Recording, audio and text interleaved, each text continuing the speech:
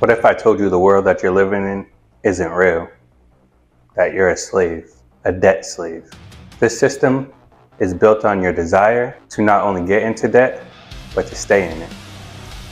However, there's a second option, the Ramsey option, that can get you free from bondage and release your mind. Stay tuned to see how deep the rabbit hole goes and to meet the Oracle. Dave Ramsey is the Oracle I speak of. He was born December 3rd, 1960. And by the age of 26, he had $4 million worth of real estate. Pretty good. By the age of 28, he filed Chapter 7 bankruptcy and had to start all over. As of today, he owns over $600 million in real estate, all paid off. I think he's exceptionally qualified to take us on this journey. And here are his 7 baby steps to getting wealthy without any debt. First, we have save $1,000, right? So we need $1,000 set aside in a separate account that we don't touch, that we don't look at in case of an emergency while we're working on the rest of the steps. This $1,000 is basically our cushion from disaster, right? So there's somebody called Murphy, and Murph had these laws. And Murph's laws said that if something can go wrong, it will. So that's why we have this $1,000 set aside, so that if something goes absolutely wrong, your car breaks down, something like that, you have $1,000 to where you don't need to borrow any money to be able to remedy that problem. Now, step 2. Step 2 is to pay off all debt besides your home loan, mortgage, right? So car debt, credit card debt, student loan debt, anything besides your mortgage, you're paying it off. Once we set the $1,000 aside, we're gonna have a budget, right? And in that budget, anything that's not going to necessities, food, shelter, transportation, is going to be budgeted to pay off debt. Now, number 2 is really the steepest part of the climb, because again, we live in a debt-based society. But once you get past number 2, number 3, you should save up 3 to 6 months of your living expenses in case Murph comes back and visits. While that seems like a lot, if you're not making any payments on any debt or your debt's wiped out, then it will be a lot easier to be able to save up that, because all the money that you're putting into this will now go into the 3 to 6 months. Now, how do you know whether it should be 3 to 6 months? Well, a couple of rules of thumb that he has are, if you're a single person, or you have a family but you're the only one that works and makes money, then you should probably do 6 months, because if you get fired or your money's cut off, then you go from whatever you're making to zero in the snap of a finger. So 6 months is going to be a better cushion. Now, if your family has 2 incomes, then you probably have a little bit more wiggle room to where you can only save 3 months. And then once you have these 3 to 6 months, whatever you're comfortable with, saved up, you should never have to go into debt again.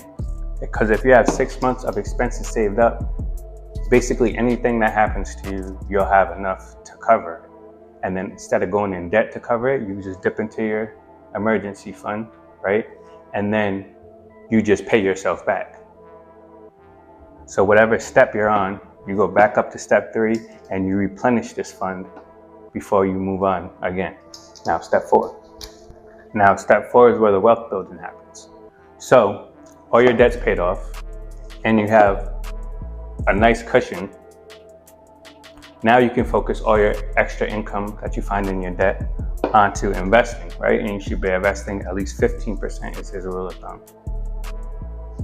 That's where the wealth starts compounding and building up, right? And say you're investing in a 401k or employer-sponsored investment, their match doesn't count. So if you're putting 15% and your employer matches 3, then you have 18% going in the account, but you need to make sure you're doing at least the 15. Now, once you're setting yourself up for success, now it's time for your kids or loved ones, right? If you have kids or you plan on having kids, this will be a good time to start saving up for college, but this is to be done in order. So make sure you're putting at least 15% into your retirement accounts for the future. And then you can start saving and investing money to be able to put your kid into college, or help them at least. Now, number 6 is to pay off your home mortgage. Remember, in this step, we got rid of all the debt that wasn't the mortgage. Now, this is the final pillar to your debt. Once you get your mortgage paid off, you don't owe anybody anything. Besides property taxes, you're free and clear. And then here's the kicker, right? Once you pay this off, then you have more to invest. Because if your mortgage right now is $2,000 a month, and you're already putting in 15%, once you pay off that mortgage and add it to that 15%, that's where real wealth comes. That's when retiring early comes in. That's when you can really consider yourself wealthy. Now, the final step. Okay, you grinded hard, you got all the way to step 7 in the list, right? Now, your home's paid off, you're setting yourself up, you're setting your children up and loved ones. Now, you can give, you can be charitable, you can do whatever you see fit with your money, because you're gonna have so much excess money without having a mortgage payment, without having any debt payments. You're gonna have so much excess money that you're not gonna know what to do with it. So a good thing to do with it would be to give and be charitable. Now, there's a couple caveats I wanna go through, because I know we went through the list real fast. So there's a couple things I wanna explain in a little bit more detail. So number 1, anytime you dip into either this savings, if you're on this step, or this savings, if you're on this step, you need to stop everything and replenish whichever step you're on before moving back to the next step, right? So if something happens and you need to get $600 out of this 1,000, then you stop this, you replenish the 600, and then you go back to this, right? Now, if you're on this step and you need to get 2 months expenses out, you pause this, and then you go back and replenish these 2 months, then you go back to this. Got it? And then what Ramsey would actually suggest is you put 100% down for your home, pay it cash. But I know a lot of times people either are already in the home or they just don't think that's practical. His next best suggestion is to do a 15-year mortgage. That way you're actually on a trajectory to pay off the house within at least 15 years. And number 2, you're saving hundreds of thousands on interest, depending on how much your house costs, right? So he would suggest a 15-year mortgage if you're not going to pay completely cash for your house. Now, if you're like in my situation and you already have a 30-year mortgage with a good interest rate, what you can do is pay extra. So you can pay it off. You can always pay extra on any debt you have to pay it off faster and to pay less in interest. So you can double your payments to where you paid off in 15 years. Or what you can do is even at the end of the year, just add on 1 extra mortgage payment. That will cut years off of your mortgage time too, help you get the house paid off faster.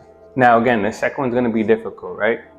You have to find any extra money that you can to pay off that debt, because that gets everything else rolling. And another thing I need to mention is his debt payoff method.